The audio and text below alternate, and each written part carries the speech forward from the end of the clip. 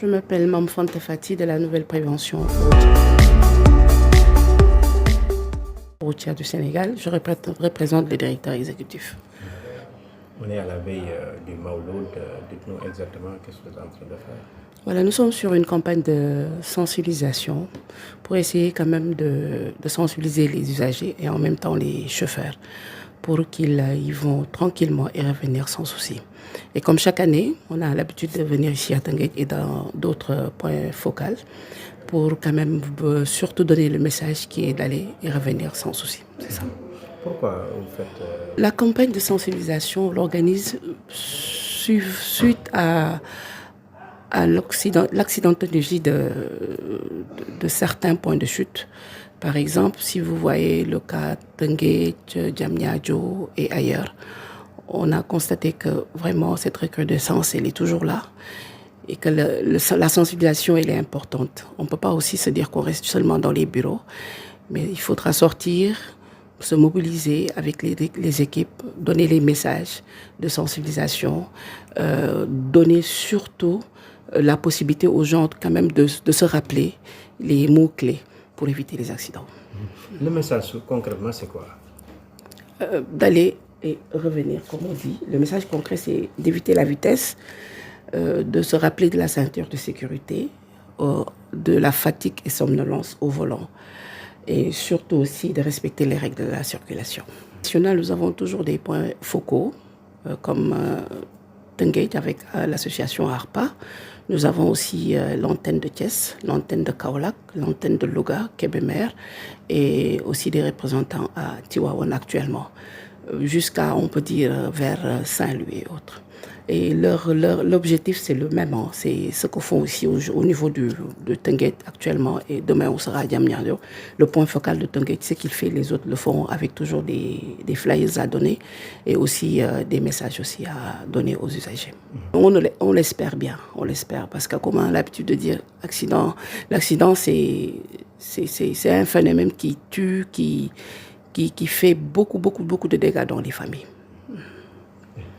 Man maa ngi tudd Mam Fanta Fati nekk Nouvelle Prévention routière du Sénégal représenté fii le directeur exécutif.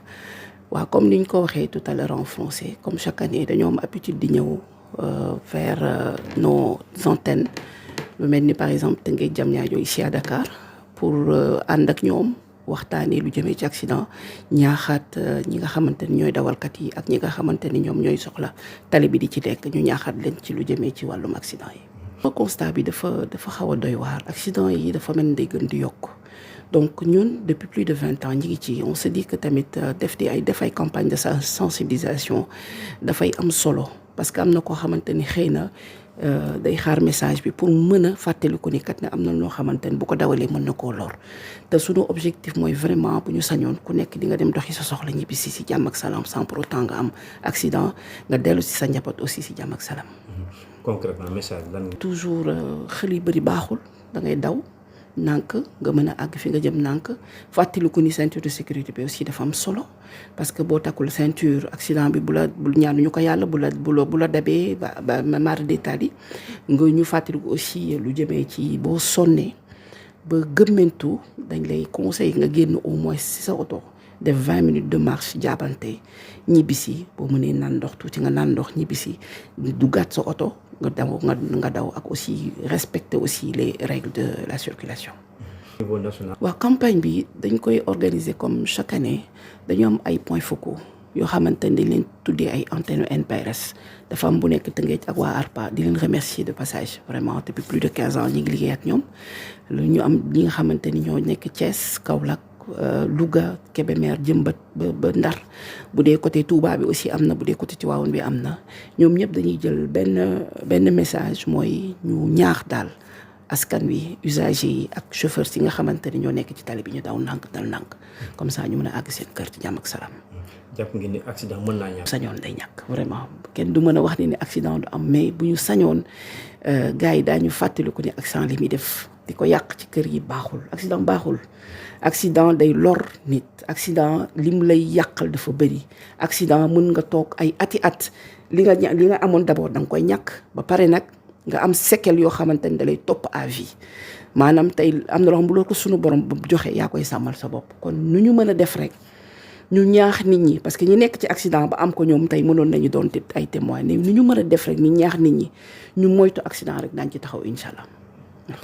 merci Eva waaw ren sax lu jëmee ci campagne Mawlud bi dañu amaat beneen initiative bi nga xam ne ARPA moom moo ko taxawal dañoo jugee au-delà de la ville ñu def benn campagne fii dem waxtaan ak usagers yi mais dem nañ ba côté stade ba jugee nañ juuti ba maanaam wër nañ dem nañ ba côté stade ba dañu ne point focal bi mujj bi sax mooy dañuy dem ca sortie neuf ba mën a dem waxtaan ak askan wi parce que comme fu ne la nit ñi di déparé pour mën a dem ci dem ci au niveau de ces sites religieux fu ñu mën a fekk ay nit rek ñu mën leen waxtaanee daañ leen waxtaaneel pour ñu mën a xam ne ni kat li ñu tax a jug lu am importance la te vraiment dañ leen di remercier bu baax a baax waa ARPA ndax duñu daw chaque fois ils sont là di ànd ak ñun avec le peu de moyens yi nga xamante ni ñu ngi ko am mais li ñu gëm muy benn kàddu yi mooy ñu ñaax nit ñi pour ñu moytu accident.